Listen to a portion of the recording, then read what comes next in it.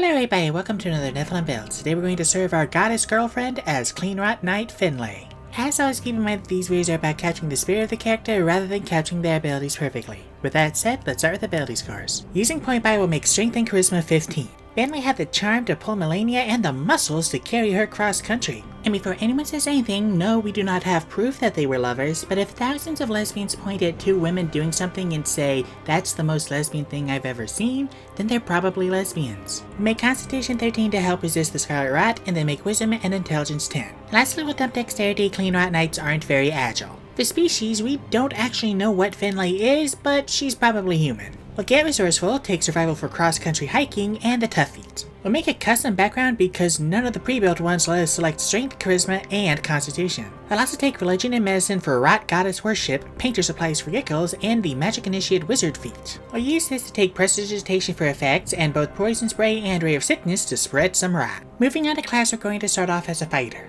Against Strength and Constitution saving throws, pick Athletics Intimidation for skills, and be proficient with all weapons, armor, and shields. At level 1 we get second wind in our fighting style, taking Great Weapon Fighting. I'll also get Weapon Mastery. Now, scythes aren't a weapon type in D&D 5e. The closest we've got are glaives and halberds, which are notably part of the same weapon category in Elden Ring, namely halberds. Take whichever one you want, but I'm going with halberd for the cleave property. Hot take, but glaives should have gotten cleave, while halberds should have gotten topple to hook someone's leg with the hook. Also, even if the dual wielder feat hadn't gotten nerfed, we still couldn't one-hand our weapon, so the side sword is out. However, you can still follow this exact build to make one of the Spear Knights by taking the Spear and the Short Sword, 2-weapon fighting, and the dual wielder feat later on. And it does have to be the Short Sword, not the Long Sword or Rapier, because, again, dual wielder was nerfed. We're now going to multi-class to Paladin, getting Lay on Hands and 2 spells. We'll take Bless to apply some Sacred Vow, and Divine Favor to put some Holy in our side. At level 2, we'll get Paladin, Smite, and another fighting style, taking Interception. There's rarely ever just one Cleanrot Knight. We'll also take Shield of Faith for some AC.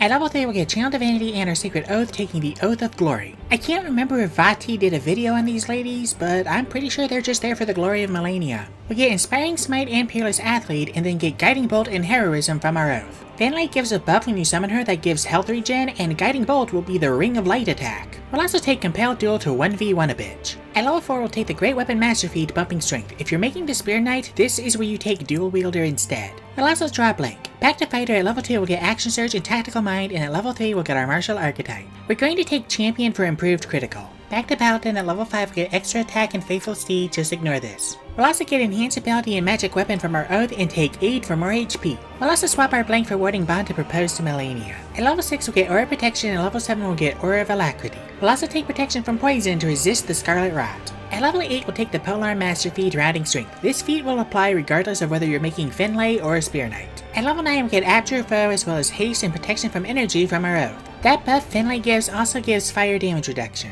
We'll also take Crusader's Mantle to give us and our sister some holy damage and elemental weapon. Poison isn't an option here, so we'll substitute with acid. At level 10 we'll get Aura of Courage, and at level 11 we'll get Radiant Strikes. We'll also take Aura of Vitality for another health regen option. At level 12 we'll raise our Charisma, and level 13 we'll get Compulsion and Freedom of Movement from our Oath. We'll also take Aura of Purity to further resist the rot. At level 14 we'll get Restoring Touch, and level 15 we'll get Glorious Defense. This is the move where they block and then shove back. We'll also take Death Ward because it's good. Lastly, at Paladin level 16 and Fighter level 4 we'll take the Boons of Fortitude and Spell Recall. Now that we're level 20 we finally have our modifiers. Our AC and Plate Armor is 18, our Movement Speed is 40, and our average HP is 244 with 20 d10 hit dice. And with that, we are done. Now what can this build do?